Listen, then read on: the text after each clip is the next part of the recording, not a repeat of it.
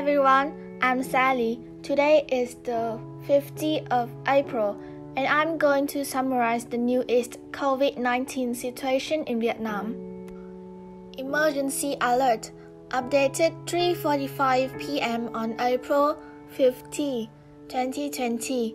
The Ministry of Health, the Ministry of Public Security, and the Ministry of Information and Communications recommend all people who have been to the Lucky Star Gym at Dam Va, Tiên Phong, Mê Linh, Hanoi from March 50 to March 25, 2020, especially during 6:30 to 8:30 a.m.